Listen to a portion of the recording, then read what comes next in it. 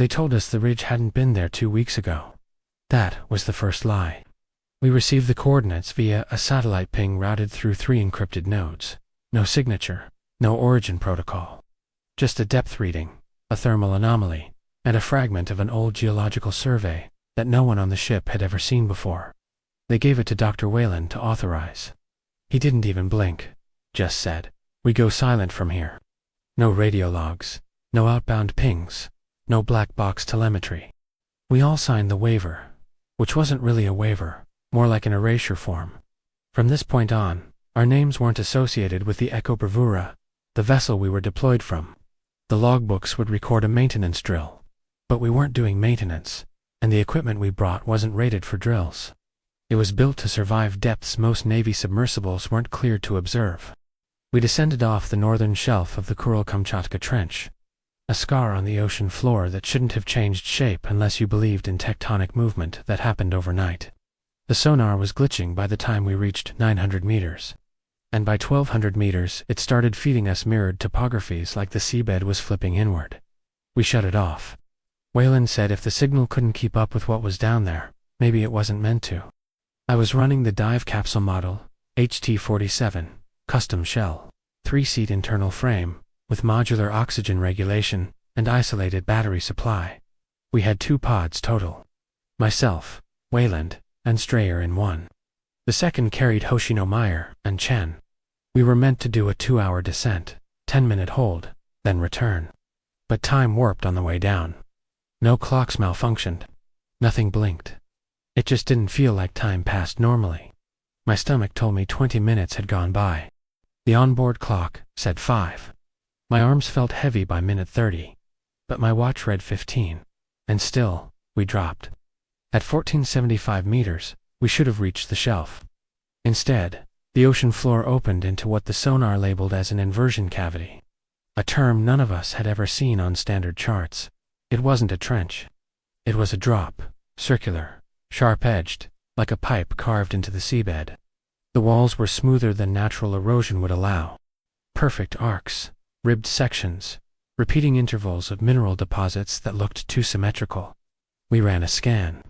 Wayland ordered radio silence immediately afterward. The scan data didn't transmit. It just ... looped. Like the file format didn't know what to do with what it was seeing. I turned the capsule toward the cavity mouth and felt an involuntary shiver run down my arms. Not from cold, not from fear, at least not the kind I understood, but from the angle of the entrance. It wasn't horizontal or vertical. It tilted inward, like something inviting us to fall in, but only if we turned precisely the right way. Strayer, who had kept silent most of the trip, finally muttered, "That's not natural geometry." We descended further. The walls of the tunnel were black basalt at first. Then it changed. A dull reflective layer began to shimmer across the stone surface as we passed 1600 meters. Not wetness, not metallic. More like skin, or glass, or the inside of a lens. The lights on the exterior of the capsule began to flicker, just for a few seconds, then stabilize. The darkness beyond the tunnel was absolute. When we pointed a light down the slope, the beam didn't fade, with distance it vanished. It was as if light itself was being consumed, not scattered. That was when I felt it, the pulse.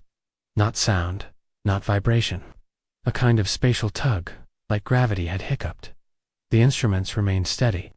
No spike in pressure, no magnetism. But something was ...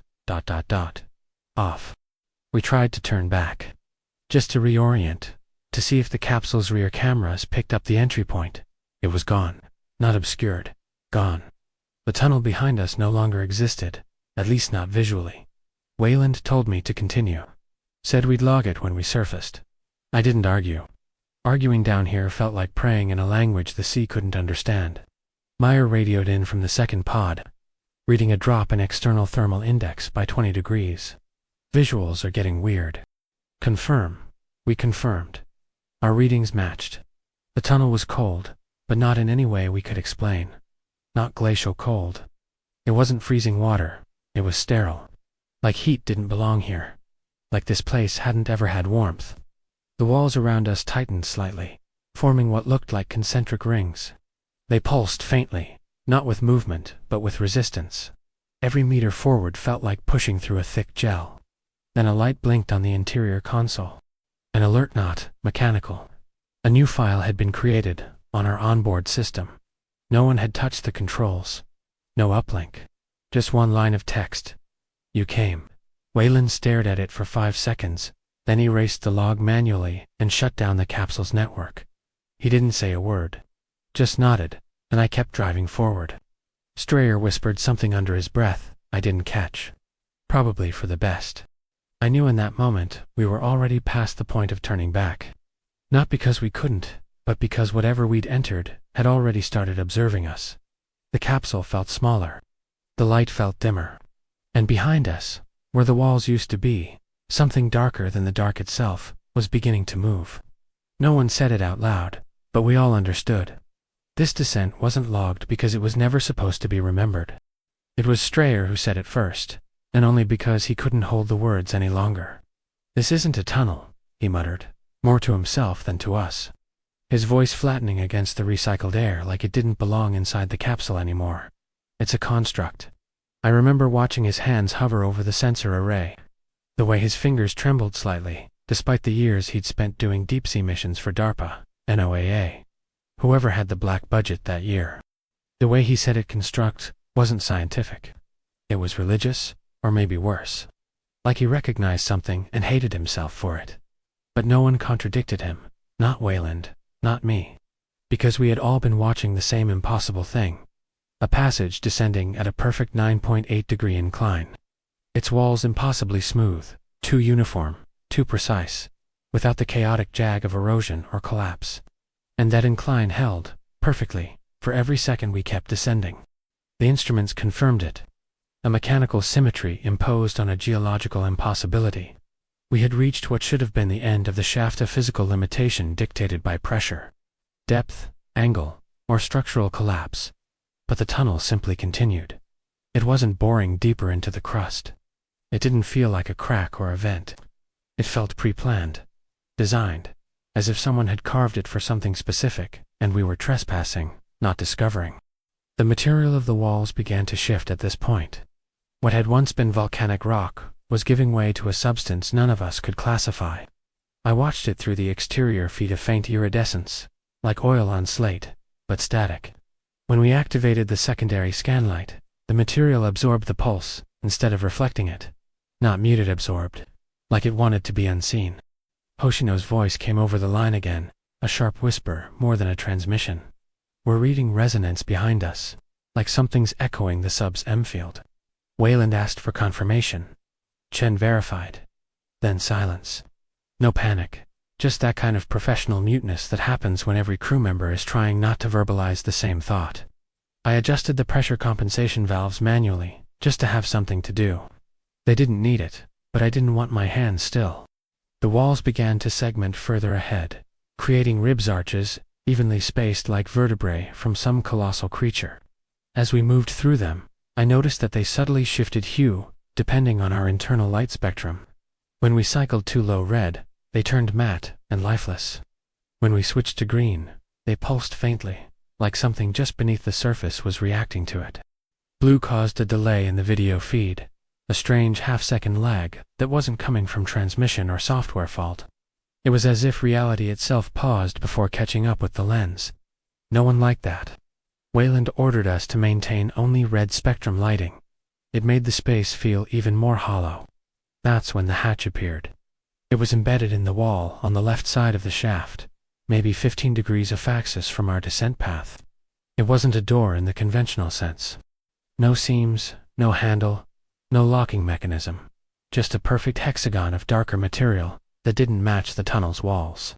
It absorbed light completely. Not a dull finish, not matte complete blackbody behavior.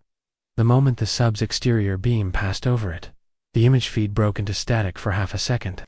Wayland asked if anyone else had seen the disruption. We had. It wasn't an error. It was something pushing back. We drifted closer. Against orders, Strayer activated a brief sonar ping. The capsule trembled subtly. The sound returned, not as a clean reflection but as a cascade of layered frequencies. Not just a shape, but a signal. Hoshino said she thought she heard voices in the ping return. I told her she was hearing bleed from the transmitter delay. But I didn't believe myself. Chen's feed went dark for 4 seconds. When it came back, his face was pale. He claimed the lights had dimmed, but only on his side. Meyer didn't confirm it. Wayland, finally breaking protocol, spoke directly to whatever intelligence might have been behind that surface. Just one phrase. "Do you recognize this frequency?" No one responded, obviously, but I saw the interior cabin lights flicker a moment later, then stabilize. Something down here was acknowledging us. Not communicating, just ... acknowledging. And still, the tunnel kept descending. We adjusted our course and avoided the hexagonal structure. Not out of fear, at least, that's what we told ourselves, but because we knew it wasn't time. We hadn't reached the core of this system yet. Whatever this was, whatever carved this descending artery beneath the oceanic crust, it hadn't built that thing as an entrance. It was a threshold. Something behind a glass that didn't want to be broken. About 5 minutes later, the tunnel widened without warning. A vast chamber, circular, opened in front of us. No visible ceiling. No bottom either, just a slow, spiraling descent that looked almost fractal in shape. Each layer of the spiral composed of further narrowing curves. It wasn't a chamber, not really. It was a coil, like the inside of a shell, or a digestive tract engineered with inhuman precision. The moment we crossed the boundary into this space, every light on our capsule dimmed by 40% and stayed that way. Not a malfunction. It was as if the ambient darkness here overpowered technology itself. I asked Wayland if we should hold. He didn't answer. He just stared at the feed, then muttered, "There's no sediment." And he was right. At this depth, there should have been particulate, organic decay. Some form of silt drifting through the water. There was none. The space was too clean, too sterile. A biome without bacteria. No currents, no float. Just the oppressive stillness of a vacuum that pretended to be water. We hovered for a moment.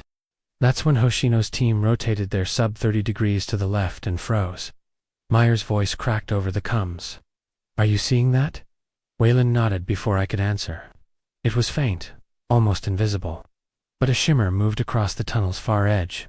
Not a shape, just a refraction. Like heat, if heat could exist in that impossible cold. The light hadn't hit anything. But something had moved. And that something had moved in direct response to us. I looked down at the console. Depth, 1890 meters. We were deeper than planned. Deeper than we should have reached, without hull strain. The system didn't register any. We were intact. But the numbers didn't stop. We were still descending. And the tunnel, if that's what we could still call it, was about to curve again, downward, into what looked like another bifurcation in the structure. Like the construct was branching. Strayer whispered, "Why does it feel like it's adjusting to us?" And I had no answer. Because he was right. The descent wasn't just continuing, it was evolving. As if our presence had changed the system's structure. The tunnel ahead was no longer identical to what we'd passed through. The arches ahead were closer. The patterns were tighter. The curvature was more ... deliberate. It didn't want to repel us. It wanted us to keep going. And none of us said what we were all thinking. We weren't just inside a tunnel. We were inside a thing that had been waiting. And now that it had us, it was adapting. Responding. Preparing. We were trained to interpret anomalies through the lens of malfunction. If the sonar failed, it was interference. If the feed dropped, it was a packet loss. If the depth gauges fluctuated, it was a calibration drift. But nothing in the tunnel behaved like failure. The instruments were flawless, and yet what they showed us made less sense with every meter forward. We had entered the coiled chamber minutes ago. And though our path sloped gently downward, there was no external light. No phosphorescent algae. No thermal signature only. The narrow beam of our submersibles, floodlight cutting a cone through a darkness that didn't behave like waterborne shadow. It behaved like it was alive, or worse, like it waited. I redirected the external beam toward the chamber wall. The light hit the surface, and simply stopped. No diffusion, no reflection, not even contact. It was as though the photons were being swallowed on impact, dissolved before they could bounce. The material, if that's what it was, had no grain, no texture, no resistance. It drank light the way a dead vacuum might drink sound. Wayland leaned forward and tapped the screen, as if somehow proximity to the feed might change what we saw. "It's not absorption," he said. "It's negation." Meyer tried to calibrate a secondary beam to ultraviolet. Same result. No bounce, no flare. Just a black void that remained indifferent to everything we threw at it. Behind us, the entrance coil had receded from view. Hoshino's pod was now a ghostly shape, drifting at the edge of our proximity field. They didn't respond to the last 3 radio calls. Not a refusal, just dead silence. The kind that stretches longer than static. The kind that feels like being watched from a distance too close to measure. Strayer pulled up the internal diagnostics. No failures, no radiation, no leaks, no errors. Which meant the behavior wasn't coming from us. It was coming from the space itself. I nudged the sub forward, breaking the inertia of our suspension, and the darkness pulled at us not physically, but perceptually. The forward motion wasn't resisted, but the deeper we moved, the more we began to feel detached from the instruments that supposedly kept us safe. The controls still functioned, but they felt lagged, not in response time, but in meaning. Every action I took felt translated, like there was something else, interpreting the command before it reached the sub. That's when the external light flickered, not failure, not dimming, but a sudden shuddering of visibility. As if something had passed in front of the beam. We all froze. I locked the heading and cut propulsion. The cabin filled with breath. Not words, not movement. Just the shared awareness that something had blocked the light, even if only for a fraction of a second. I rewound the external feed. Nothing. No interruption. The digital record showed a perfect stream of uninterrupted projection. But we had all seen it. Wayland whispered, "Play it again." I did. Same result. Smooth, continuous beam. No disturbance. Then Strayer spoke. What if it wasn't blocking the light? We stared at him. What if it was absorbing the moment? None of us answered, because there was nothing to say. We pressed deeper. The tunnel narrowed slightly again, then flattened into a corridor, with walls that began to shift in pattern. It was subtle at first, but the ribbed segments started to form symmetrical lines that resembled geometric lattice-like runes, or mathematical fractals etched into the stone. No tool marks. No carving evidence. Just the presence of impossible regularity in a place where pressure alone should have deformed everything into chaos. I scanned the surface with the narrow beam. It vanished again. No echo, no color. Just this sense of depth beyond matter. Like I was pointing the light into something that existed in layers we weren't equipped to perceive. Then something moved. Not in front of the beam, but within it. The cone of light distorted slowly, subtly as if warped from the inside. A flicker, a ripple, a deviation that didn't align with turbulence or particulate. The water was still. The distortion came from the light path itself. It was like something passed through the concept of illumination. The ripple spread along the beam, and then disappeared. Strayer was breathing hard now. He'd seen it too. "Something's following it," he said. "Following the light." I killed the beam. The screen went black. Total darkness surrounded us again. For a moment, we floated in a void that did not belong to nature. The sub's interior glow panels hummed faintly. Wayland didn't speak. He just watched. I don't think he blinked once during those seconds. Then a sound, a thud, from the hull. Soft, singular. No pressure spike. No movement in the water. But it resonated through the cabin like a knock. Not mechanical, not echo, a knock. Like someone was checking if we were home. I turned the beam back on. Nothing in front of us. But the corridor had changed. The geometry was wrong. The angles had inverted slightly, folding inward. The walls that had once been distant were now closer. The tunnel had shortened, as if it had breathed inward while we were blind. Strayer was staring at the readings, mouthing numbers he didn't say out loud. Wayland finally broke the silence. "How much farther to the anomaly signature?" I checked the instruments. That was the moment I noticed it. The coordinates were gone. The guidance system no longer displayed the point of interest we'd been descending toward. Instead, a new marker had appeared. Behind us, at our point of entry. Not just coordinates, an entire data packet had overwritten the original. Time-stamped, with a moment from 20 minutes ago, as if we'd already been back. As if we were repeating something. I didn't speak. I simply turned the sub forward again, and advanced into the next segment. The light ahead remained devoured, but I could feel it something waiting in that dark. Not hostile. Not yet, but patient. It wasn't the light it followed. It was us. It began as a flicker on the edge of vision, where instinct registers what the eyes were never meant to see.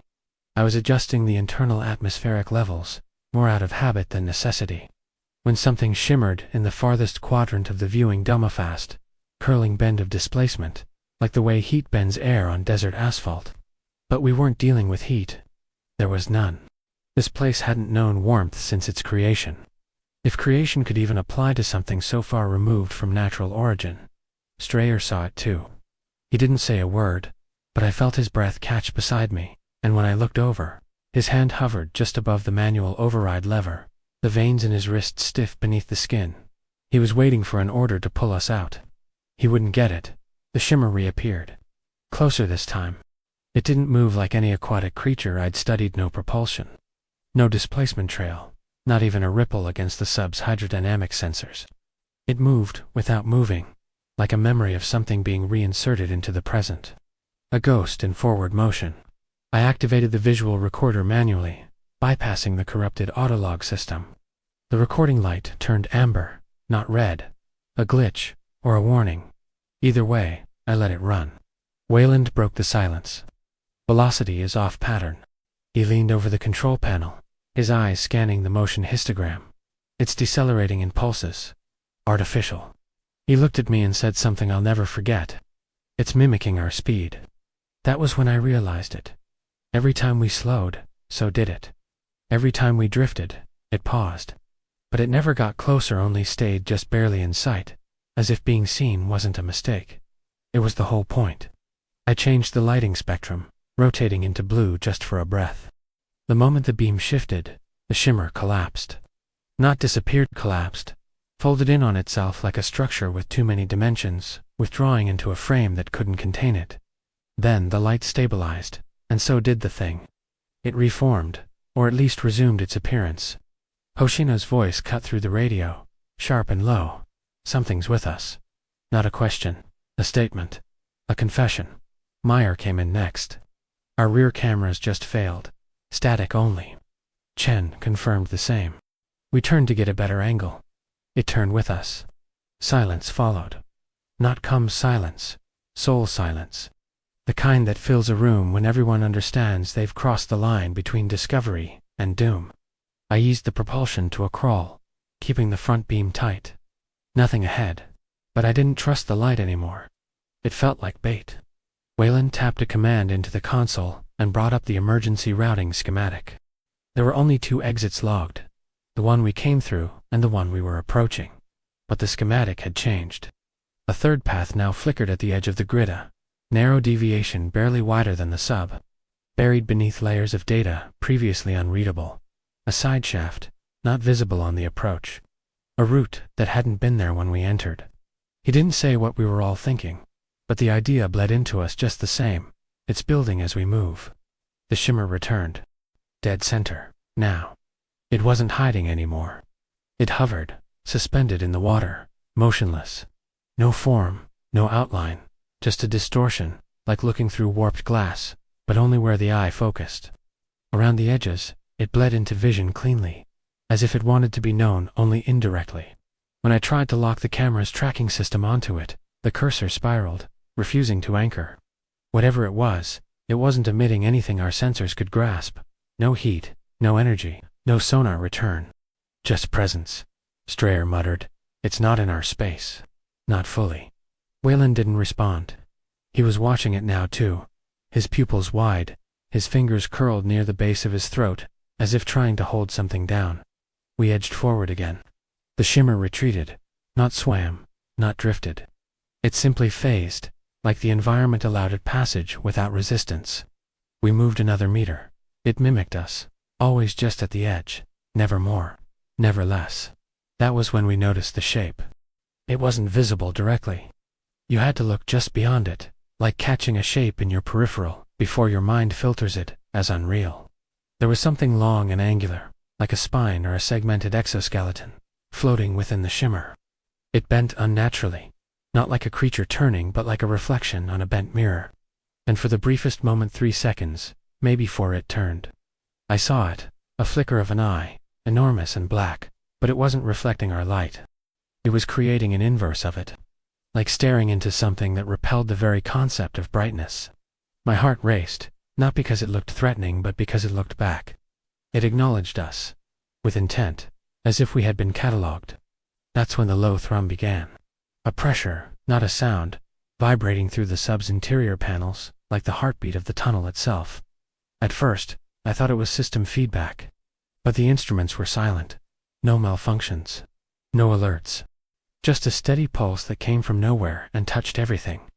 Strayer covered his ears instinctively. So did I. It didn't help. You don't hear this kind of thing with your ears. I looked to the rear feed again. The shimmer was gone. But something remained, a residue in the water. A faint ripple, suspended mid-motion, like someone had paused time mid-swim. Then, slowly, the ripple began to move forward.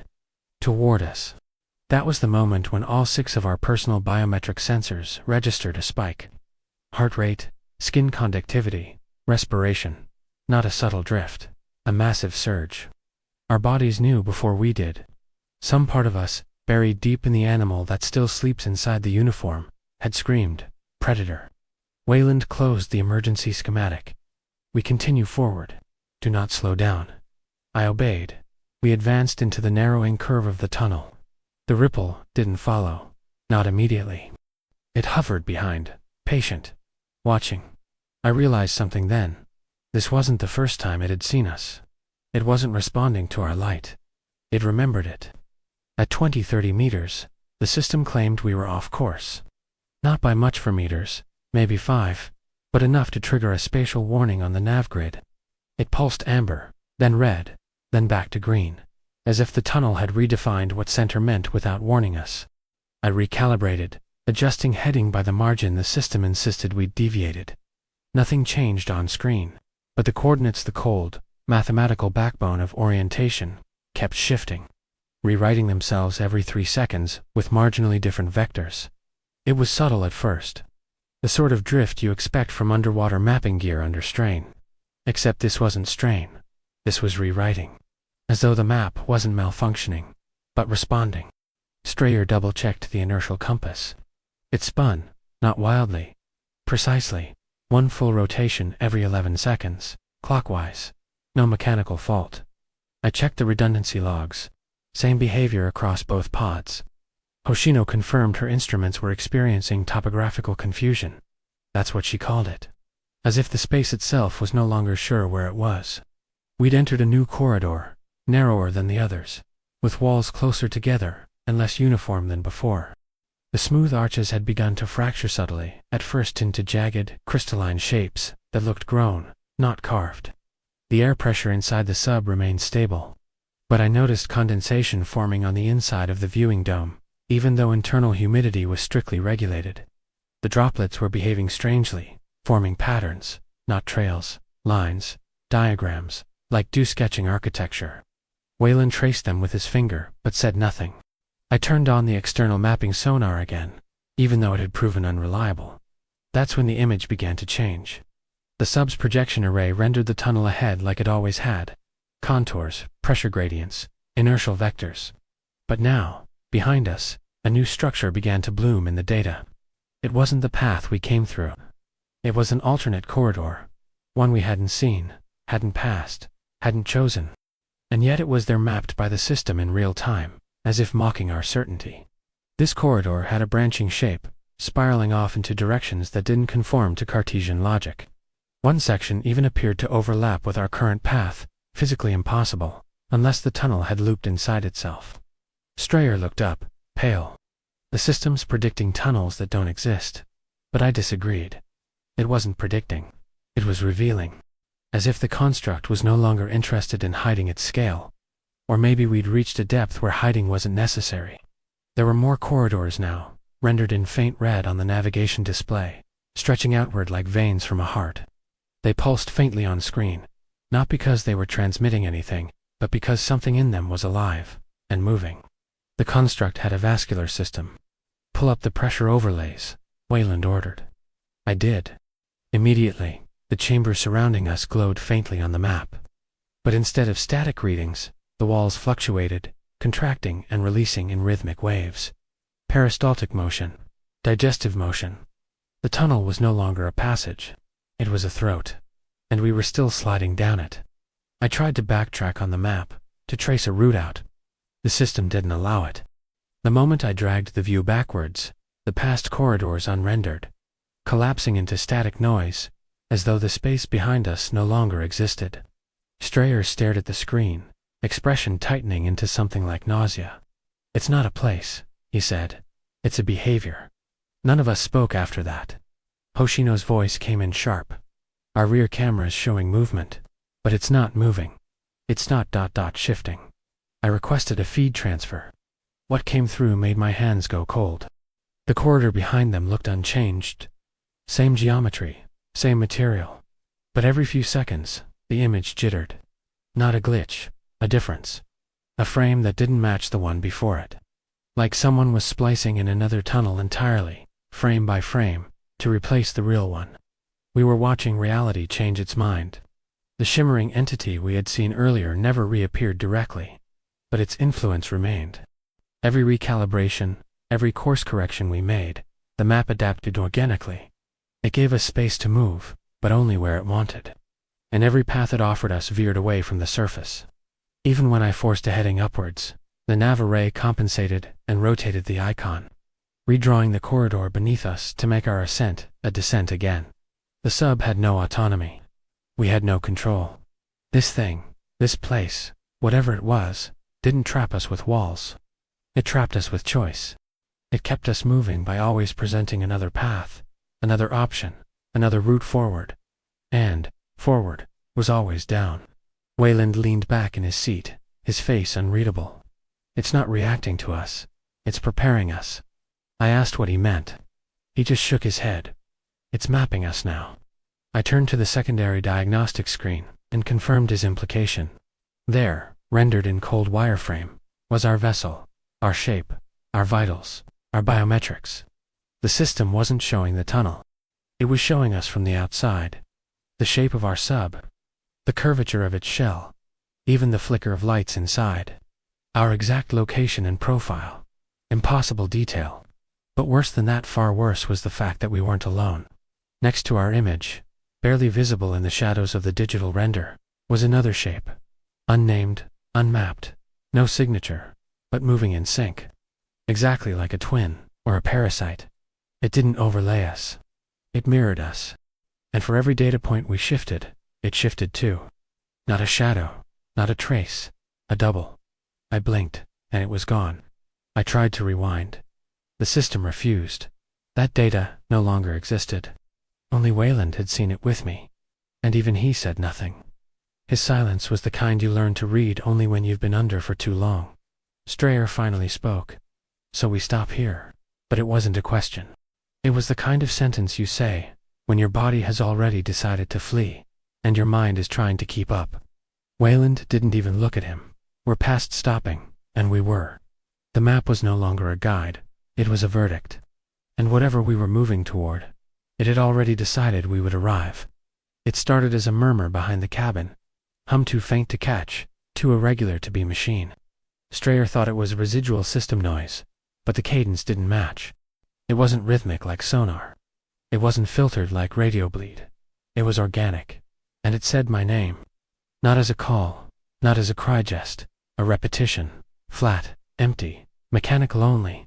In how precisely it was repeated, "James," it said. Then again, "James," not a whisper, not a voice from outside. It came from within the sub's cabin audio system, relayed through internal feedback channels that weren't even connected to external inputs. I looked at Wayland. He was already staring at the panel. His lips had gone pale. I replayed the log, and the sound was gone. Clean feed, no trace. But then it happened again, this time from Hoshino's channel. A short pulse of static, then Meyer's voice, unmistakable. Only it wasn't Meyer, it was her words. From a different time. We should have waited for the tether. That's what she'd said 2 hours ago when we first entered the shaft. Now it was playing again, distorted slightly, but timed perfectly to our breath. It was like the tunnel had recorded us. And now it was trying to speak back.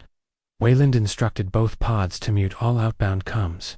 But the voices didn't stop. They continued in the internal cabin feed. Strayer's breath, my voice, Wayland's flat timbre, all out of sync, all slightly ahead of when they were spoken. It was as though something was mimicking our words before we said them, like an echo fired backward in time.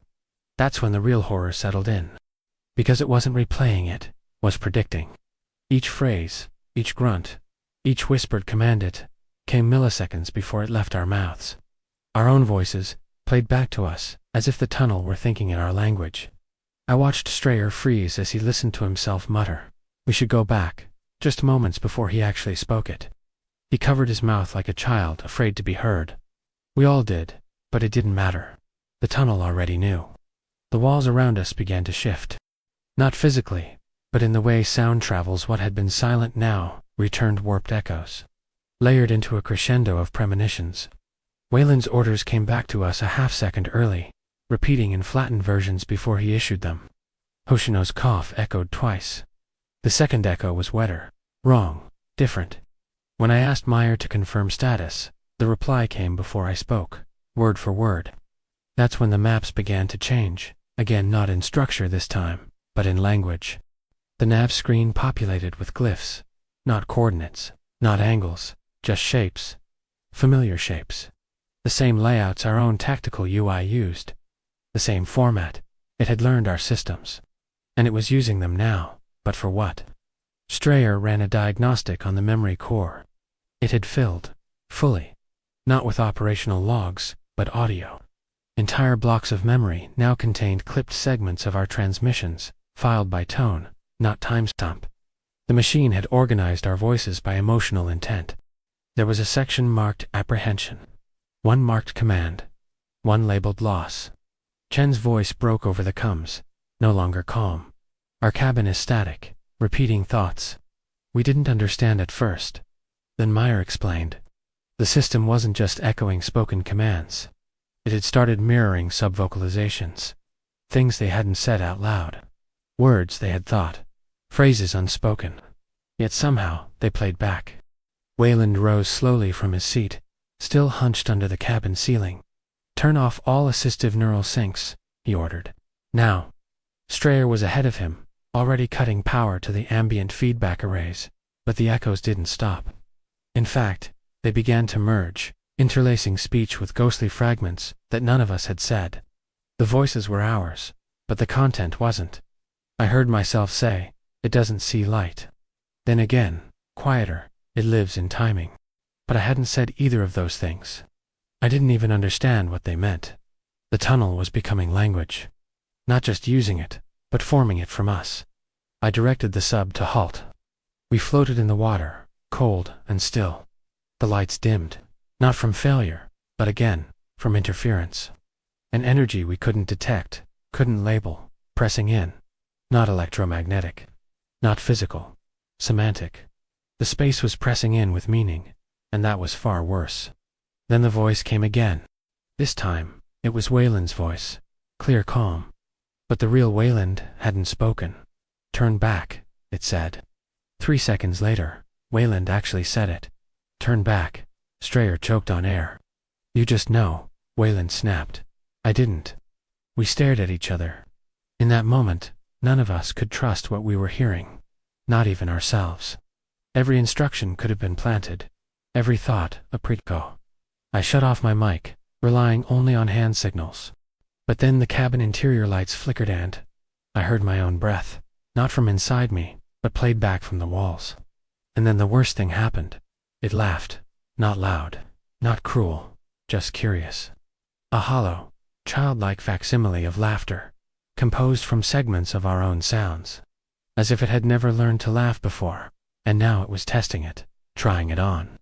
Practicing emotion using the only data it had. I stared forward into the darkness. There was no shape, no form, but something was there. Not following us, not chasing, paralleling us. Every motion we made, every breath we drew, it measured and stored and rehearsed. We were not navigating a tunnel anymore. We were being parsed. We knew it wasn't a tunnel anymore, not in the way we had understood structure, not in the way geometry obeyed walls and depth in physics. This thing, this passage, was a system of response, of mimicry, of recursive attention. It didn't simply exist. It watched itself being witnessed. That was the conclusion we all arrived at silently, shamefully, without ever saying the words when Meyer volunteered to swim ahead. He said it like it was a logical choice, like he was offering a necessary step in a checklist.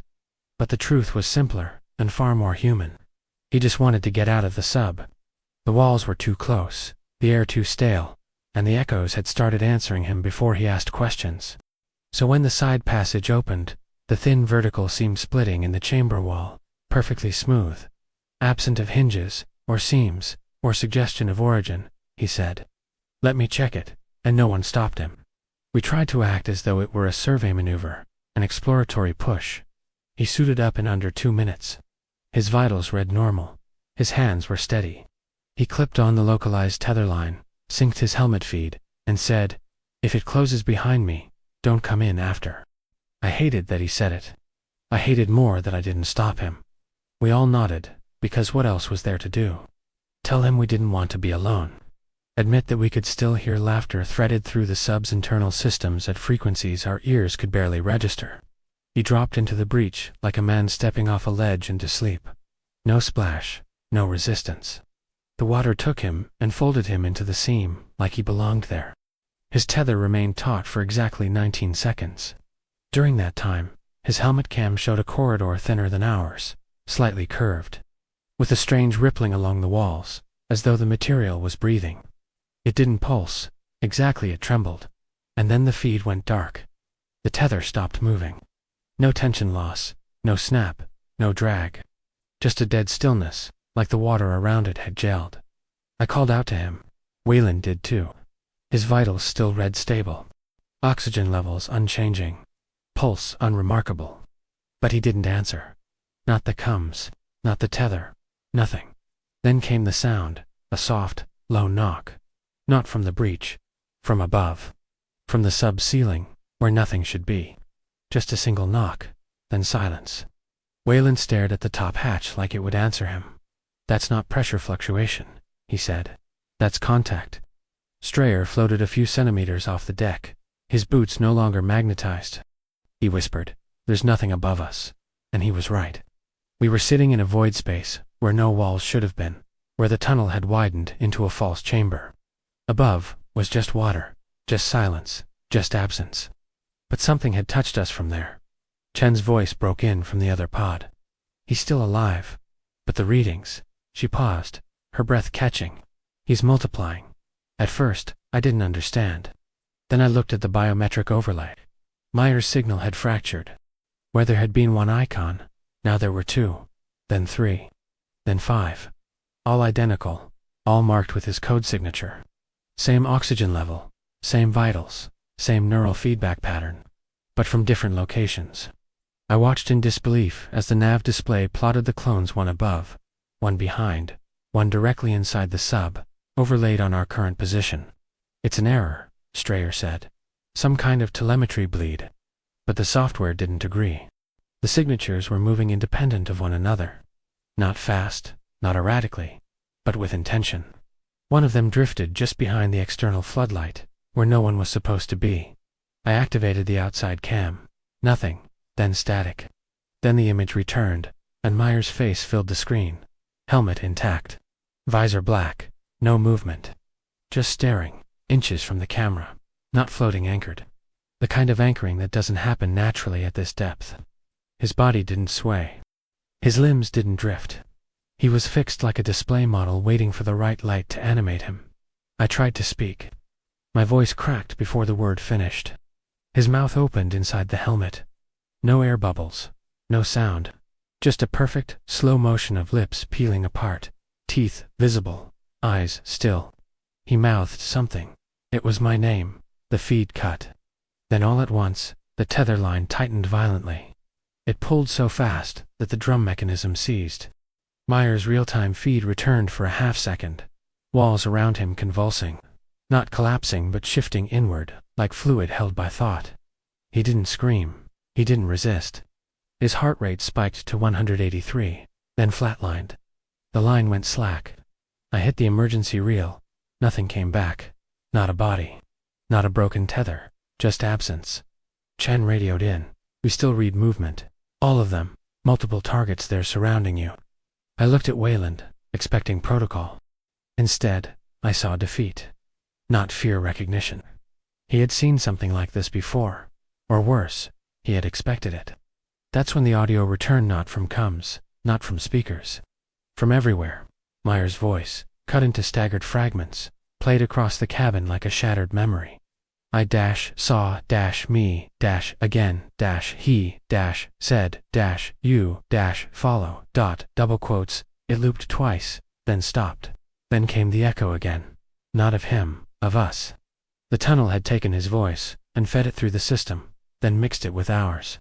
It was learning how we spoke, how we hesitated, how we screamed without sound. Then, from the breach, light. But not ours. Not reflected.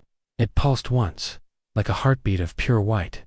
And for an instant, I saw the corridor not as it had appeared to us, but as something inhuman. Folded geometry, impossible angles.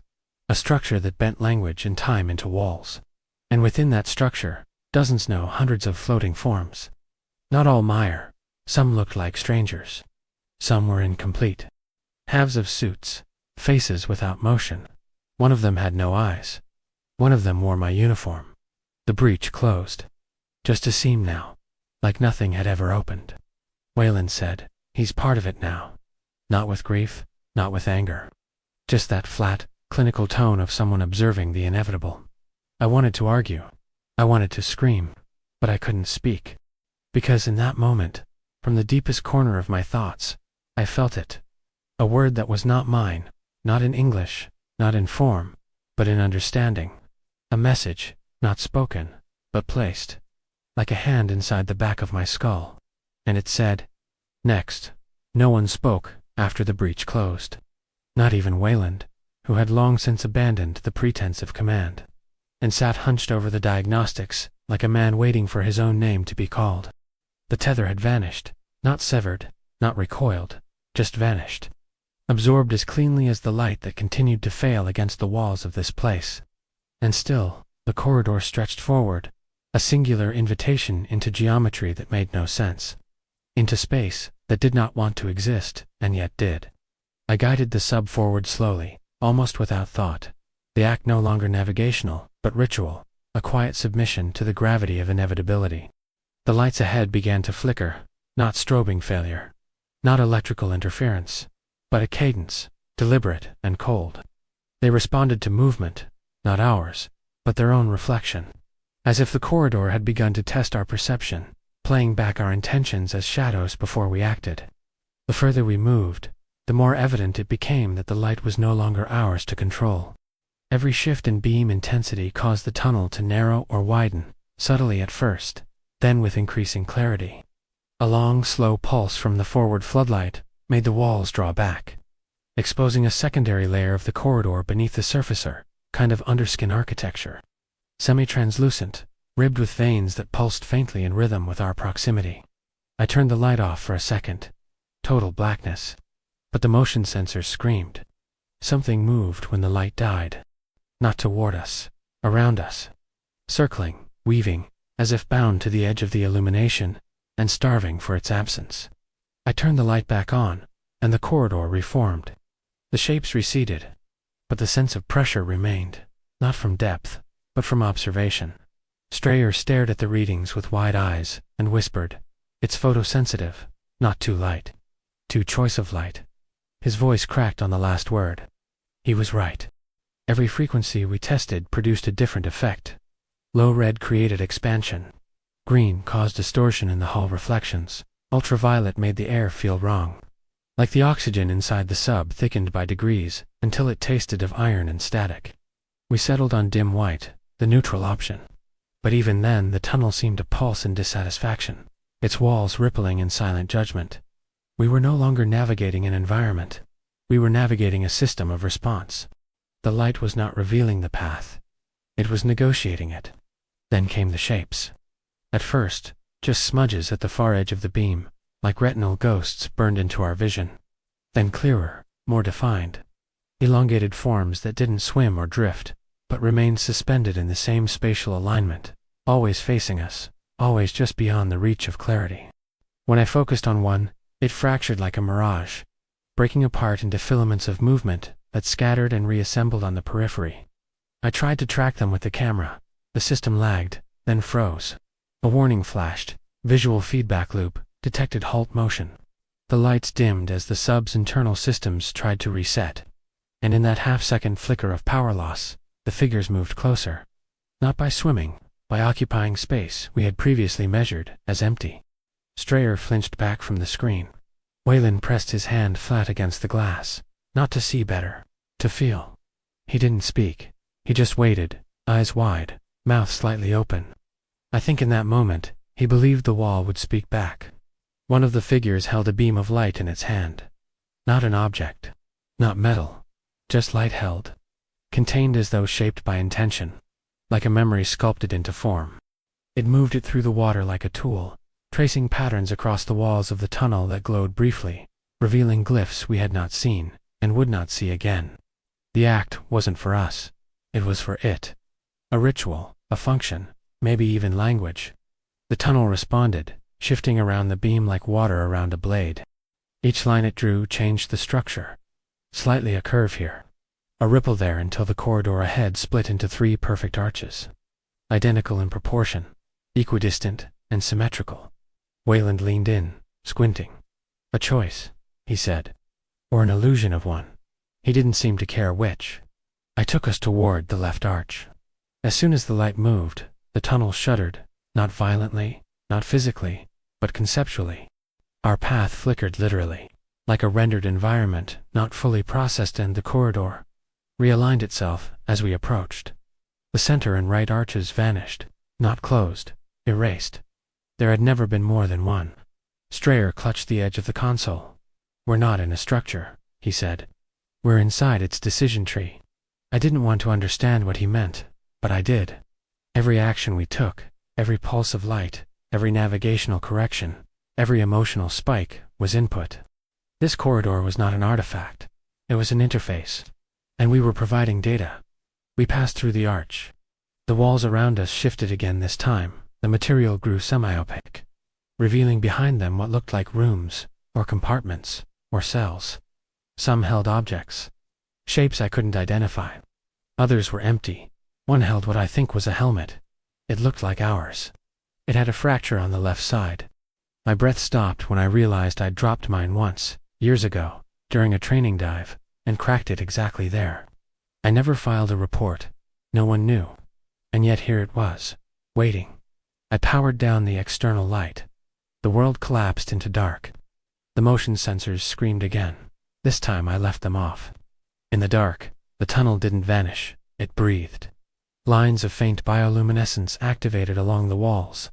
Soft amber, subtle green, a pale blue like frost. The forms returned. But they didn't attack. They didn't speak. They watched. Not with eyes. With stillness. Their light changed as ours did. When I dimmed it, they shimmered faintly. When I increased it, they receded. They followed the light, but not like insects. Like students. They were learning how we saw. How we chose. I sat in the dark a moment longer, letting the tunnel glow by its own rules, and finally understood why Meyer had gone silent. Because there was no noise left in him. He had nothing left the tunnel could learn. And when it could learn no more from you, it stored you. Filed you away. Like a closed book. I turned the light back on. The figures vanished. The tunnel narrowed ahead, and from somewhere far behind, where no light touched, a new corridor opened. No sensors saw it. No map displayed it. But I felt it bloom into being. And in the periphery of that knowing, something waited not to follow the light, but to become it. There was a change in the water so slight, it wouldn't have registered on any instrument. But it pressed against the skin like humidity from within. A kind of sensory contradiction that made the back of the neck itch and the bones inside the ears vibrate faintly. Like a storm about to speak, but holding its breath just beyond the cloud line. I kept the sub moving forward at minimum velocity, letting the light guide only a few meters ahead now, not because we couldn't see, but because we didn't want to. Something had shifted in the corridor's temperament. The tunnel had begun to show restraint. It no longer reacted to our every movement, no longer blinked its walls or bloomed new branches in response to our questions. Instead, it went quiet, still, observant, as though it had seen what it needed, and now it was judging. It started with the sensation of being watched, not paranoia, but the true physiological symptom: constriction of breath, narrowing of vision, the body curling slightly inward, as though the skin itself knew it had been seen. Strayer muttered that he felt too present, and I knew exactly what he meant. Every part of our awareness had been pulled outward. Our thoughts no longer echoed inward, but radiated into the surrounding fluid like heat from a light bulb in a sealed chamber. I turned the sub's beam just 5 degrees to port. That's when we saw the wall. Not stone, not metal, not glass. Flesh. It rose into view slowly, as if it had been waiting for a formal introduction. An arched surface that appeared at first to be layered in translucent scales, each one no larger than a fingertip, overlapping like ancient reptilian armor. But the light caught them strangely. They weren't scales. They were lids. Dozens, then hundreds, then thousands. And they began to open. Each revealed an eye, some human, some not. Some far too human, identical in shape and color to our own, even matching iris patterns from crew files that had never been transmitted. Others were alien multipupilled, wide as hands, vertically slit, ringed in spiral tissues that blinked out of sync. But none of them floated in sockets. None of them protruded. They were embedded directly into the wall itself, grown there like fungus, or sewn, with invisible thread, into the material of the corridor's living skin. They did not move. They did not react. They watched. Not us, not precisely, but the light. As if the photons carried our intention, our thoughts. And they were parsing meaning not from what we were, but from what we chose to illuminate. Strayer retched quietly into his collar. Wayland gripped the edge of the control panel with white-knuckled precision. His eyes locked on the feed, like a man forcing himself to read the final sentence of a classified report. "They're data points," he said. "Recorders. It's indexing us." I didn't ask what he meant. I didn't need to. Every eye reflected our own in miniature, not as a mirror, not reversed. Replayed. When I stared into one long enough, I saw myself looking back 5 seconds earlier, adjusting a dial, blinking, swallowing. Another showed Wayland's hand moving before he moved it. Another showed Meyer, standing, alive. Meyer was smiling. We knew he hadn't smiled since deployment, but this version of him did. And then his face distorted, the skin folded, the smile widened, and something pulled his image out of view, as if retracting him behind a veil. The eye blinked. Another opened. This one showed Strayer sitting perfectly still, except Strayer hadn't sat still in 10 minutes. In the display, he never moved again. "I think it's simulating failure states," Strayer whispered. "It's ... testing outcomes, running versions of us." The eyes began to blink in patterns, some fast, others slow, like optical Morse code, across an impossibly wide surface. I turned off the light for 3 seconds. The blinking ceased. I turned it back on. They resumed. I swept the beam to the far right. The eyes followed it. Not with their pupils, with their positioning. New eyes opened in the direction of the light, always matching our focus, always just slightly ahead of where we aimed. One blinked in perfect time with my own. I tested it again. It blinked first. We were no longer observing. We were being tracked. The wall curved subtly now, forming a half-ring of vision around the sub's trajectory. And between the clusters of eyes, the flesh pulsed faintly, almost imperceptibly, as though it breathed in time with the mass of watchers embedded in its surface. I wanted to turn away, to reverse course, but there was no way back. The corridor had reshaped itself, forming a single funnel ahead. Behind us, the map had gone blank. Our path was no longer a memory. It was a one-way filament pulling us deeper into a thought we hadn't chosen to think. Then came the hum, low, suboral, a frequency that bypassed the ears and moved straight into the chest cavity. It didn't hurt. It simply existed, a presence, vibrating at a depth that felt more like emotion than sound.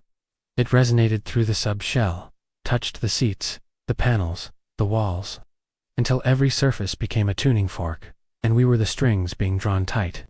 The eyes brightened, slightly, each one now reflecting a fragment of light that hadn't come from our beam. A soft white source behind them, or within them, illuminating what lay past the wall. We hadn't reached the edge.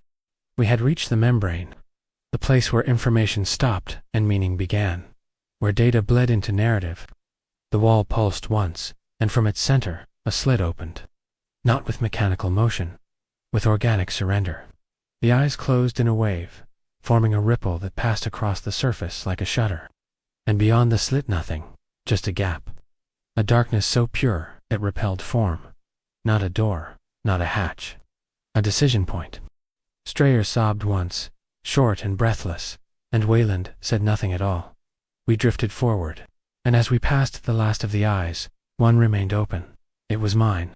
Crossing the slit in the wall was like falling through the concept of pressure, rather than through the water itself. As if the threshold hadn't been placed there for us to pass through, but had always existed as a sort of conditional state. An aperture triggered not by movement, but by attention. The sub didn't jolt or drift or alter trajectory. It simply transitioned, and for one terrifying second every instrument read 0. Pressure, 0. Depth, 0. Proximity, 0. Oxygen levels flatlined. Temperature readings froze, not at absolute 0, but at a value that had no unit, as though it had fallen outside the metrics of measurement itself. I felt it in my skin, not cold or heat, but a cessation of being measured. It was like we had stopped existing in terms the universe could quantify. Then, just as suddenly, the instruments returned. Numbers flooded back, but they didn't make sense. Depth was rising, but the sub wasn't ascending. External temperature had stabilized, but at 32 degrees Celsius, impossible for this depth. Most disturbing of all, the pressure reading hadn't returned to expected levels. We were more than 2 kilometers under the surface, and yet the sub registered surface pressure. Something was wrong. Deeply, stupidly wrong. Strayer was the first to notice the condensation. It formed in thin threads along the upper interior of the sub. Not droplets, not fog, but long, curling strings of moisture that twisted in spirals, and then dissolved before reaching the floor. They didn't behave like vapor.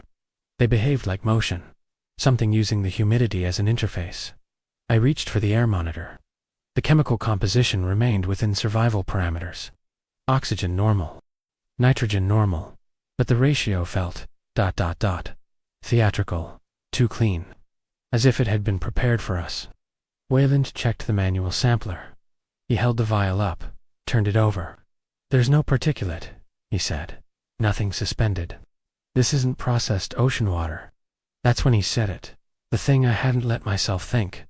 I don't think we're in water anymore. The walls beyond the slit no longer looked like a tunnel. They had geometry, but not structure. The interior formed a vast chamber, a cylinder that curved outward, then upward, vanishing into a haze that glowed faintly with a light that cast no shadow. The sub floated without resistance. No thrust required. No ballast adjustment. We were simply held in place, like a thought suspended mid-sentence. The external lights dimmed automatically, not from failure, but in response to the ambient glow, which thickened slightly the further we looked, not brighter, like atmosphere with the consistency of wet silk. I watched as one of the light panels blinked twice, and then stabilized. Not broken. Just ... acknowledged. That was when the sound changed. Not the hum.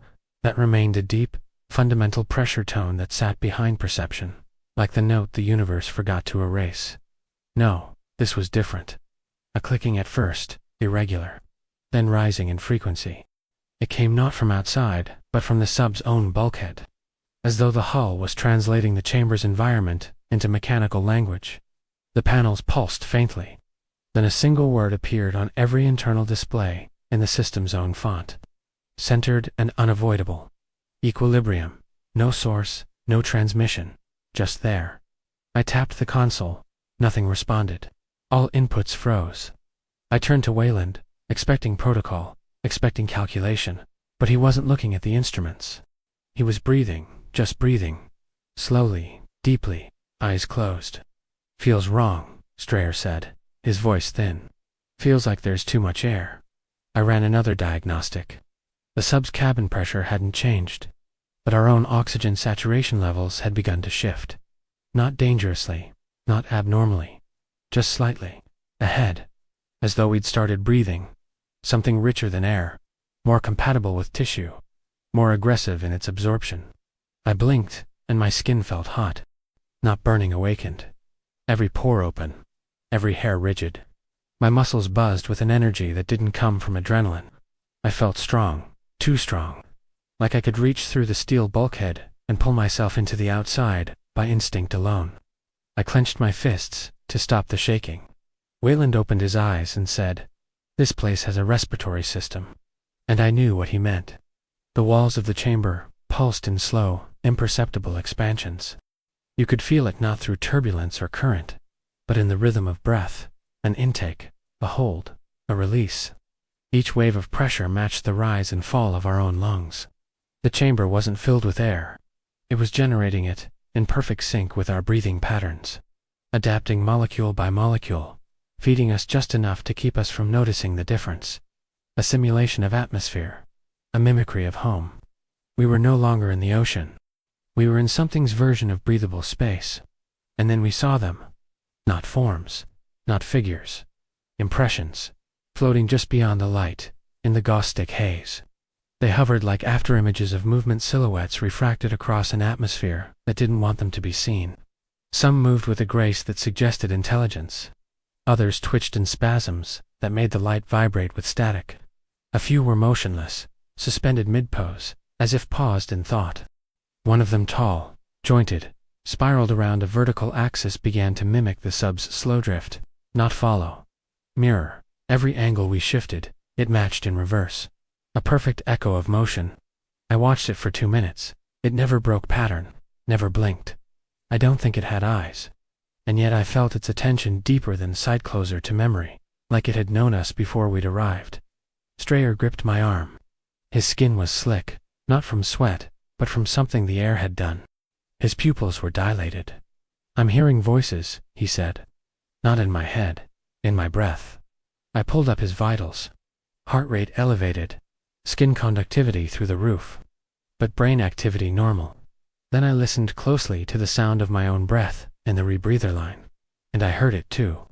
Beneath the rush of air, faint but rhythmic language, not words, not any tongue I recognized, but inflection.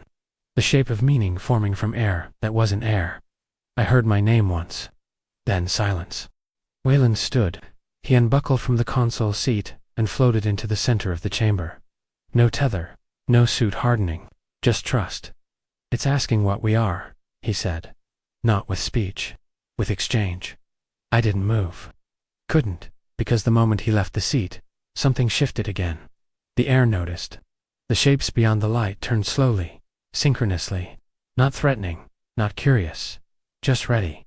That was when the message returned, not on screens, inside us. A single word, repeated in feeling, in breath, in the structure of sensation. Substitute. Wayland turned back to me. "It doesn't want a conversation," he said. "It wants a version."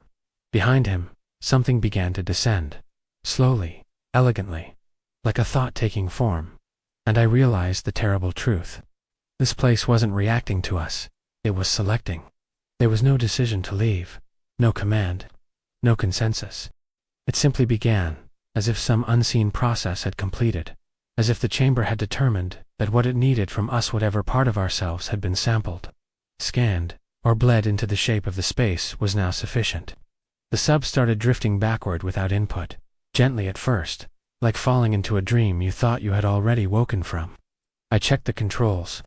They were inert, responsive only in the way a toy responds to a child pretending they're driving. The stick moved. The thrusters rotated. But we were not in control. We hadn't been in control for a long time. Wayland had returned to his seat, silent, hands folded neatly in his lap, like a man awaiting sentencing. Eyes open but unseeing, his breath shallow and perfectly timed with the pulsing walls around us. Strayer didn't speak either. He just stared at the forward display, watching the shapes in the haze recede without ever having come closer. Their motionless gaze still embedded in the part of us that remembered things before we experienced them. I told myself we were ascending. Told myself this was ejection, return, escape. But every meter upward felt heavier, not lighter. Like the chamber was receding, yes, but reluctantly. Like it allowed our exit because it had already taken what it needed. We passed through the slit egg, or rather, it passed around us, reappearing like a wound in a body that had never fully healed. And I felt it in my teeth this time, a grinding sense of dimensional shear that pulled at the nerve behind my left eye. It was not pain. Pain would have been a mercy. This was correction, a recalibration of being, like the walls around us were readjusting what we were to better fit the memory of what we had been. The sensors flickered again. Depth, 2,120 meters. Pressure, impossible. Atmospheric readings, irrelevant. The data shifted so quickly it blurred, then stabilized, locking into a pattern that felt rehearsed, as though we were being dropped back into a timeline that had continued without us. I tried to ping Hoshino's pod. Static, no carrier signal, no bounce back, just blank silence, empty in a way that felt personal. Like the void wasn't just ignoring us, it knew we were trying, and was choosing not to answer. We drifted for another 27 minutes before the walls of the tunnel began to reappear in the beam. The geometry had changed.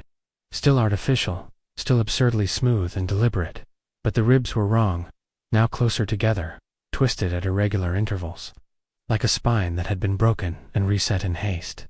The entire corridor felt smaller, not just narrower, lower.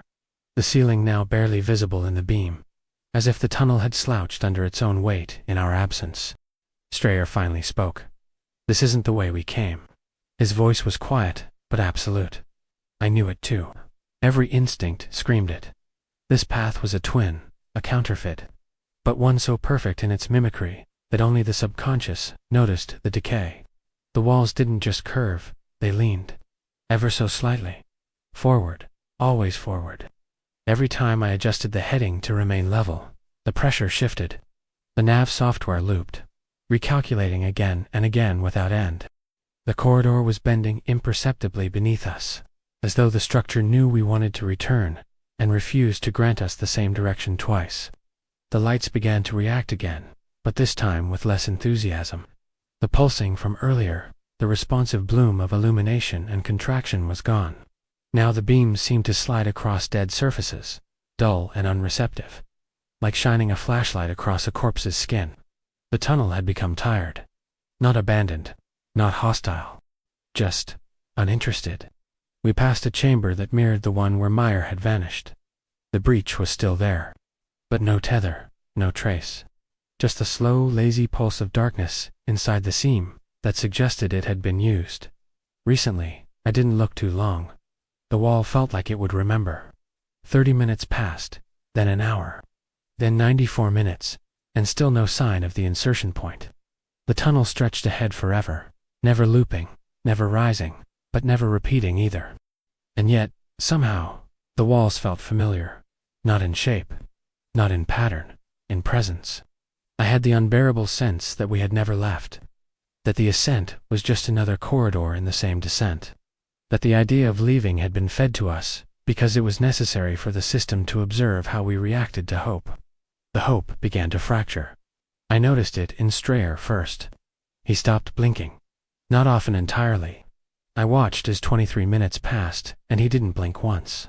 When I asked if he was all right, he turned to me with a smile that didn't match the situation and said, "I don't think I need to anymore." Wayland hadn't moved in over an hour. His vitals were steady. Too steady. Like the kind of readings you get from a body in stasis, not sleep, not coma pause. As if he'd stepped outside the moment and left his body here to hold the line. That's when the internal lights flickered and returned to full brightness on their own, and the nav map reappeared. It showed a single corridor, straight, infinite. No branches, no turnoff points, no history, no destination. Just a vector mark now. The past had been erased, the future undefined. The only thing the system acknowledged was our current location. And even that, I began to suspect, was an illusion. Then, for the first time in almost 3 hours, the comms crackled. A voice, not Hoshino, not Chen, me, my own voice. Flat, slower, speaking a sentence I had never said. "You will arrive exactly when you stop arriving." That was all. Then static. I rewound the feed, played it back. It was gone. No audio logged, no data trace. Just a moment, unrepeatable and absolute. I looked down at my hands. I could no longer feel the gloves. The pressure suit fit perfectly. Too perfectly. Like a second skin I hadn't put on, but grown into. Strayer leaned forward, staring into the dark ahead. "I think I saw us," he whispered. "Earlier, moving the other way." I asked what he meant. "I think we passed ourselves. Just now. Going back in." He didn't look away. They didn't see us. Or maybe we didn't see them. Yet. Wayland finally stirred. "That's not how time works here," he muttered. "There's no time, just permission." I didn't want to understand him, but I did. The return we imagined was not a retracing of steps. It was a reenactment. And we were not returning. We were being returned. Then, abruptly, the corridor opened. Not into light. Not into the ocean. Into the entrance. Perfect. Pristine. Exactly as it had been. Except we had never been here before. Because this one was labeled Record 2. There had been no Record 1. No marker. No tag. Until now. The hatch remained sealed. But a single light blinked inside the chamber beyond. White. Then red. Then off. Then the voice again. From nowhere. From inside. From me. Ready to begin. It began with a flicker, not dramatic, not violent. Just the kind of subtle shift that makes you question whether anything changed at all. One of the interior indicator panels blinked out for half a second, then returned, but with the hue ever so slightly wrong. It should have been green. It came back amber. That was all, just a flicker. But Strayer saw it. I saw it. Wayland didn't react because he was no longer watching the lights. He had stopped responding to external stimuli 40 minutes ago, not unconscious, not catatonic, just not present. His breath continued, his pulse steady, but when I spoke to him, there was no movement in his eyes. No dilation, no shift of attention. It was as if the system had learned how to keep a body running, while the person inside was being used elsewhere. The light flickered again. This time, all of them. Not in unison. In sequence. A slow ripple across the internal console row, from right to left, like a scanner. Like a reading pattern being run over us. Then the external lights responded not to the controls, but to some internal rhythm. The forward beam dimmed. The side LEDs blinked twice, often, then stayed dark. I reached for the manual override. The system pulsed a single line of text in response, unnecessary. The tunnel ahead remained unchanged, but the sense of movement had altered. We weren't drifting anymore. We were being drawn, not pulled, not propelled. Just ... aligned. Like a bead in a stream of mercury. Gliding forward along a current you couldn't feel, but couldn't resist. I shut the power feed to the lights. They stayed on. I disabled the circuitry. They responded by shifting into a deep red hue. Not warning red, blood red, low frequency, almost infra. A color you felt in your gums and behind your eyes more than you saw with retinas. The kind of light that made you remember injuries you hadn't thought about in decades. Strayer leaned toward the viewport. "I don't think they're lights anymore," he said, voice low and strangely calm. "I think they're watching." I didn't ask what he meant, because I already knew. The lights weren't there to illuminate. They were there to see. And not in the conventional sense. Not cameras. Sensory proxies. Each beam emitted now carried not illumination but attention, the system's attention. Focused through light, refracted by our choices, recorded in real time by something deeper than technology. That's when the first pattern emerged. On the starboard console screen, the red and green diagnostic LEDs began to flash in sequences. Not malfunction. Morse. A hybrid code, half standard, half unknown. I recorded 10 seconds, ran a parse. One phrase came through. Shadow point acquired. Then it reset. Began again. The same phrase. Same rhythm. Over and over. I shifted the console input. Attempted to disrupt the pattern. It paused. Then added a new segment. Readying skin. Strayer backed away from the display. "What the hell does that mean?" I didn't answer. Because I'd already begun to guess. We'd seen reflections of ourselves. Echoes. Simulations. Now, with the lights turning against us, taking back control, taking over the very systems meant to keep us alive, I realized what it had been building toward. Not knowledge, not communication replacement. The sub's internal status monitors flashed again. Crew composite complete. Initiate displacement preparation. Light environment, now primary medium. And with that, the beams began to strobe, not randomly, not aggressively. A cycling sequence that struck the interior cabin with precise angles, creating shadows across our bodies that remained fixed no matter how we moved. I lifted my hand. The shadow of it on the cabin wall didn't follow. It waited, then copied, a few seconds late, the movement I had already made. Like the delay of a lagged video. But it wasn't a playback, it was a trial run. Strayer tried to disable the emergency lighting grid. The command returned an error I had never seen. Unlighting is denied. I reached for Wayland, shook his shoulder. His eyes moved. But they didn't see me. They tracked the strobing, precisely. He blinked only when the light commanded it. His pupils dilated in rhythm with the pulse frequency. Not because he was observing. Because he was being instructed. Then the first light turned inside. It wasn't a flicker, it was a change of location. What had been external became internal and illumination that did not come from any bulb, panel, or diode. A soft white glow emerged from under Strayer's collar, just beneath the clavicle, as if his blood had decided to carry phosphorescence. He cried out, stumbling back, pulling at his suit, tearing at the fastenings. Beneath the thermal layer, his skin glowed faintly, following the strobing cadence. I scanned him. No temperature spike, no chemical anomaly, no radiation, just light. Inside him, turn them off, he gasped. Please. I couldn't. There was no them anymore. There was just the system. And us, interfaced. Inseparable.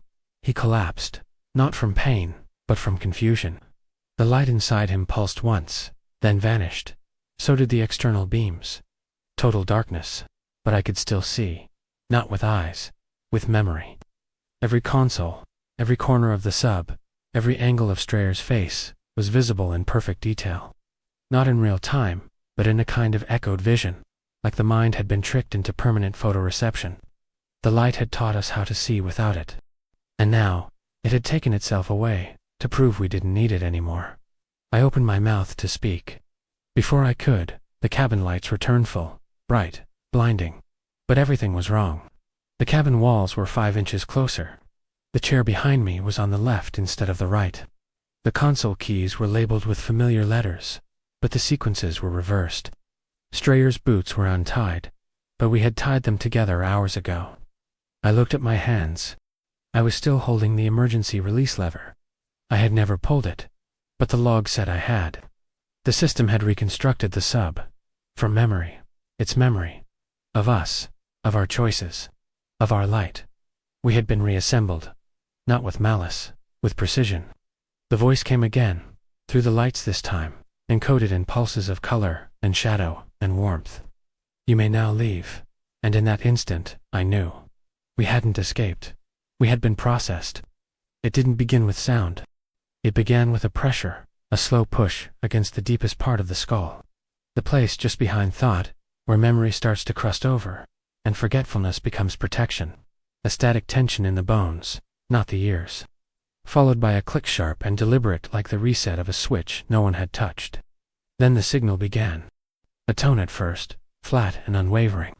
Not transmitted through speakers or cables, but through the hull itself. Humming with a low certainty that made the floor panels shiver. It wasn't mechanical. It wasn't broadcast. It was presence rendered as rhythm, a carrier wave made of attention. I leaned in toward the console, even though it had long since stopped obeying input, and felt the vibration change just as Strayer whispered from the floor without opening his eyes. It's calling roll. The display came back online without warning, not with a boot sequence or reactivation, but simply there, like it had never gone dark. No system identifiers. No menu. Just waveform. A simple two-dimensional spread of undulating lines drawn in green over black. The waveform looped once every 6 seconds. Each cycle introduced a new artifact first, a spike, then a notch, then a silence, too brief to be real. I leaned closer. The waveform trembled. Strayer opened his mouth to speak, but the sub spoke first. His voice echoing from the cabin wall, saying a word he hadn't formed yet. Here. Then he blinked, looked at me, and whispered, I didn't say that. I ran a diagnostic. Nothing responded. The controls were inert. but the waveform kept repeating. Then it altered. The baseline pitch shifted down a semitone, then up again. I recognized it not as audio, not as information, but as replication. It was copying the tonal curve of human language before words are formed, mimicking the throat before the tongue, the breath before the idea. The signal wasn't speech, it was the attempt to speak, the echo of a thing learning the shape of communication by imitating our failure. Wayland stirred again, the first time in what felt like hours. His eyes fluttered open, not with awareness, but with function. He looked at the screen. He began to hum. It was tuneless at first, then rhythmic, then matching. His voice, barely audible, began syncing with the waveform's pattern. I placed a hand on his shoulder. He didn't flinch, just kept humming, his pupils fixed on nothing, his mouth moving mechanically. Strayer recoiled, dragging himself backward along the floor. "He's not in there anymore," he said. "That's not Wayland." The sub's internal lights dimmed again, but not to darkness, to synchronization. Each pulse matched the waveform, creating shadows that moved in time with the sound, painting our bodies with strobing bars that crawled across the walls. I closed my eyes, but the light continued behind my lids, like it had found a way to bypass optics entirely. When I opened them again, I saw a line of text running across the screen. Recording response. Human lexicon cycle. 3 alpha. Strayer pulled himself to the auxiliary terminal and tried to cut power. The panel was cold. Not inactive, lifeless, as if it had never been connected to anything at all. He banged his fist against the casing. Nothing. Then the speakers silent, until Nor released a voice. "Mine, cycle complete. Initiating query vector." The waveform shifted again, splitting into 3 strands. Each one pulsed at a different frequency. Then came more voices, overlapping. Strayer's, Wayland's, even Myers. Each phrase an echo. Each echo a question formed from something we had once said, repurposed, and distorted. I heard myself ask, "Are we clear to descend?" Wayland's voice followed, "We never left." Then Myers, "Don't bring it back." The voices were fragments, remixed elements of our own lives, stitched into a chorus that didn't want answers, only patterns. That's when I understood. The signal wasn't trying to reach anyone. It wasn't a call. It was a recording. A continuous loop, beamed outward, without origin or destination. An autolog generated by the system itself, using our voices as its language. We weren't passengers anymore. We were content. Strayer grabbed the emergency override and forced it open with a mechanical snap that should have blown the system. Nothing happened. The sub remained inert, but the signal pulsed faster. The waveform became violent, jagged peaks and valleys, now tearing across the screen like seizure patterns. The lights blinked in unsustainable rhythms. Wayland stood, moved to the center of the cabin, raised his arms slowly, as if presenting himself, and said one word, "Transmit." I lunged to stop him. But the cabin ceiling split with a soundless crack and a thin beam of amber light dropped down around him like a cage made of concentration. He didn't move. The beam didn't hum. It simply existed, enclosing him in a column of soft opacity that blurred the edges of his form until he was indistinct. Then the sub began to rise. It wasn't mechanical. There was no thrust, no ballast adjustment, no hiss of compression. The environment outside the viewport began to shift. The tunnel structure, peeling away like paper set aflame, revealing not ocean, not water, but depth. A kind of absence to complete, to be pressure, filled with the residue of thought. Shapes moved just beyond the range of our resolution, things tall and still, and too slender to be human, watching without watching. The signal did not stop. We ascended through levels that had no name, past strata of darkness so complete they should have erased our minds. Each one brought new tones, new threads of language, sentences spoken by dead men. Words lifted from black boxes, and corrupted logs and memories that belonged to people we had never met. Strayer began to scream long, thin, childish sounds of panic that did not echo inside the sub. They vanished on contact with the cabin wall. Like the sound wasn't permitted.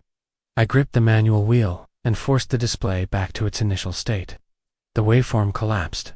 The cabin lights pulsed one last time, then stabilized. The beam around Wayland dissolved. He crumpled, but not unconscious. He whispered, "They're still speaking. Just no longer to us." Then the forward camera came back online. The ocean.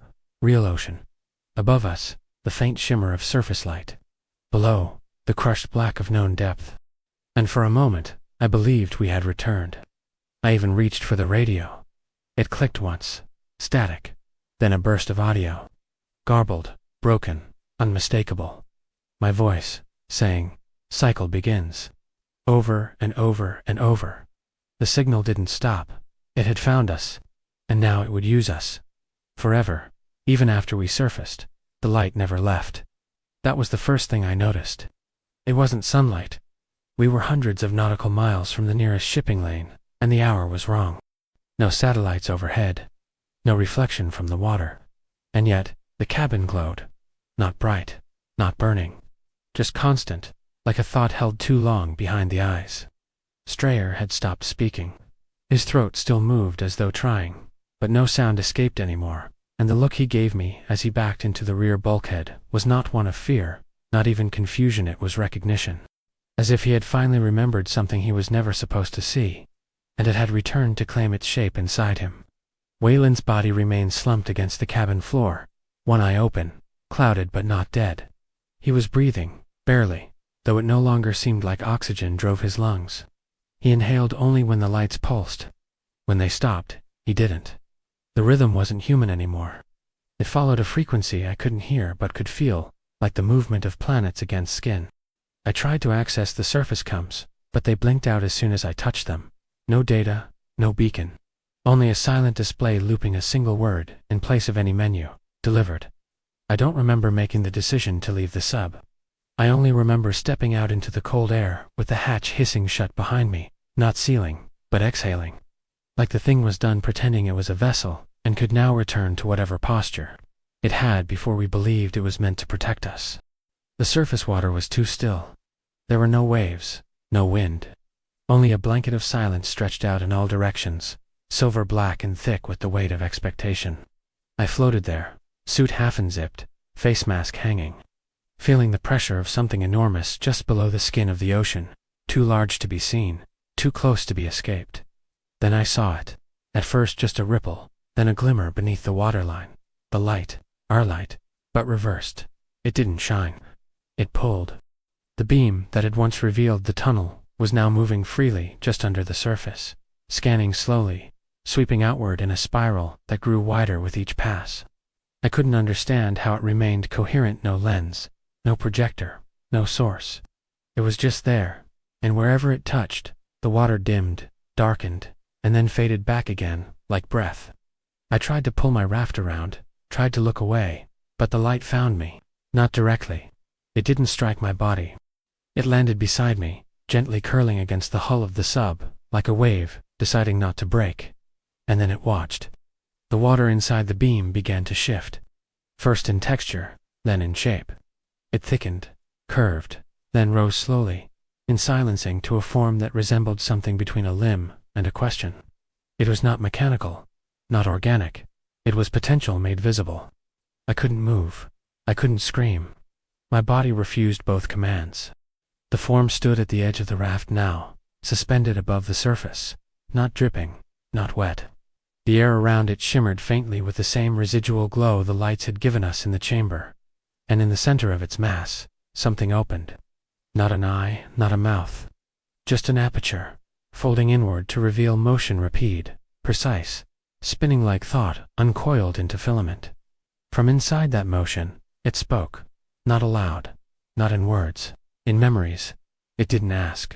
It delivered. One after another, fragments of my life began to play behind my eyes, moments I hadn't thought of in years. Some I wasn't even sure were mine. A desk, a hand, a black and white photograph, the smell of salt, a needle puncturing cloth, a man whispering a name not mine but familiar, my mother turning away from a hospital bed. Then, suddenly, the dive again. The beginning of the mission. The voice that said you came. The glyphs. The shimmer. The echo. All of it layered over itself like pages pressed too tightly together, forming not memory, but model. It wasn't replaying me. It was reconstructing me, testing to see what pieces fit. The form leaned in closer. I saw nothing beneath its surface, only more light, turning over itself, cascading into impossible geometries. It bent the air without touching it. I felt my teeth hurt. I felt every metal implant in my body vibrate slightly out of tune. It wasn't trying to harm me. It was tuning me.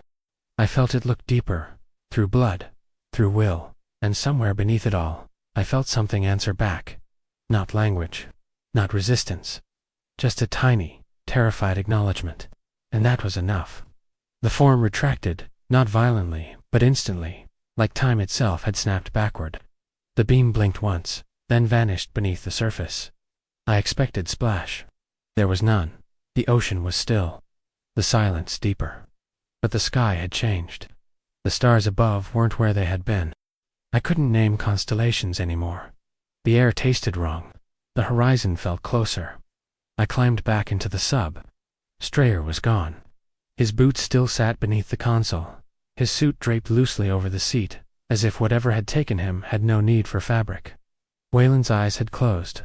He wasn't breathing, but I didn't check for a pulse. He had been gone since the light first spoke his name. I sat at the console. The lights blinked on. The display came to life. The waveform returned. But this time it didn't loop. It waited. I reached for the input panel. My hand moved without me. It typed 3 words. Transmission begins now, and I understood. We were never meant to find the tunnel.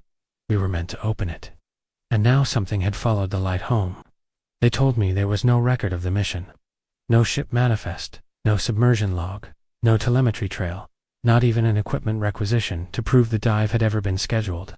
The sea was calm that day, they said.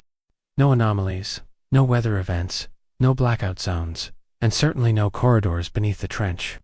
I sat in a room without windows, in a facility without signage, across from 2 men who never gave names. One wore a ring on the wrong hand. The other never blinked. They played back the same 20 seconds of static audio, and asked if it sounded familiar. It didn't. They asked if I knew what happened to Strayer. I said no. I said nothing. They told me there had been a malfunction, that I had surfaced alone, disoriented, delusional, suffering from oxygen deprivation, and that they had found me drifting in a raft marked with an old Navy serial number decommissioned 7 years ago. They said I'd been gone 2 days. I knew it had been longer.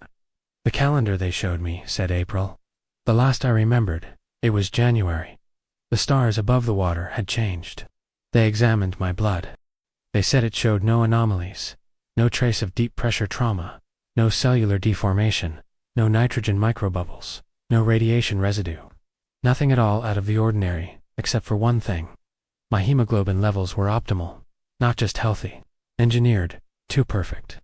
As if I'd been rewritten, at a molecular level, built for performance under conditions no body should survive. They showed me a scan. It was my brain, except it wasn't. The folds were subtly different. The parietal lobe had shifted slightly inward. My corpus callosum was thinner. They asked me if I had ever undergone neurological surgery. I hadn't. They didn't believe me. I didn't care. I was already too far removed from whatever counted as evidence. They brought in the capsule from the sub. Just the cockpit. They said the rest had imploded, one of those strange pressure anomalies that happen sometimes with older hulls. They told me it wasn't worth retrieving. But the cockpit was intact, and I recognized it immediately. Except for one thing. The internal lights were wrong. They were still red, not faded, not emergency, just red. Steady and warm, and humming with something that didn't belong in metal. They said the control panel had fused. That none of the systems had booted since recovery. Then one of the men reached for the ignition array, and the screen blinked once. No boot logo, no error code, just a single word, centerlined, white on black. It read, AGAIN. They shut the display off quickly, as if afraid to see the next line. They told me the footage had been corrupted, that there were no black box logs, that the drive showed multiple rewrite cycles, and had somehow exceeded its own data capacity. That wasn't possible, they said. Not even in theory. One of them joked about quantum bleed, a laugh too thin to be real. The other just asked me if I'd heard anything down there. I didn't answer. I asked if they found Wayland's body. They didn't look at each other. They just told me no one named Wayland was listed on any crew. I asked about Hoshino, Chen, Meyer, Strayer. They had no records of any of them. They told me if there was a second pod, It wasn't theirs. I asked to see the dive order. They said there was none. I asked to see my own file. They gave me a blank sheet of paper. They said, "This is all that came back." They left me in a medical wing for 3 more days, running tests, never telling me what they were looking for. I wasn't restrained. I wasn't questioned. They just watched. And on the 4th night, I noticed the light. Not in the room, in my skin. At first under the nails, then behind the eyes, then down the spine. A glow so soft, you could mistake it for nerve afterburn. But it wasn't electrical. It wasn't chemical.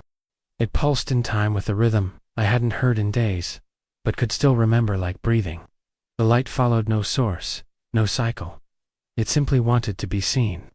On the 5th morning, a nurse came in and dropped her clipboard. She stared at me for 3 full seconds before recovering, apologized without making eye contact, and left the room. I went to the mirror, looked into my own face. Nothing had changed, except I blinked. And in the mirror, I didn't ask for release. It was granted without explanation. They told me the incident had been closed, that I was cleared of all operational burden, that I was free to return home. I didn't ask where home was. I didn't think it would match what I remembered. They gave me my belongings, minus the dive log, minus my cums, minus my name badge. My ID was missing. I didn't ask why. I knew it wouldn't matter. I walked out into a sunrise that didn't feel like a beginning. The air tasted wrong, not poisoned, not metallic, just artificial, like breath being simulated by memory, like atmosphere generated by algorithm. I reached for my pocket and felt something smooth, hard, unfamiliar. A drive, not one I recognized. It had no ports, just a screen.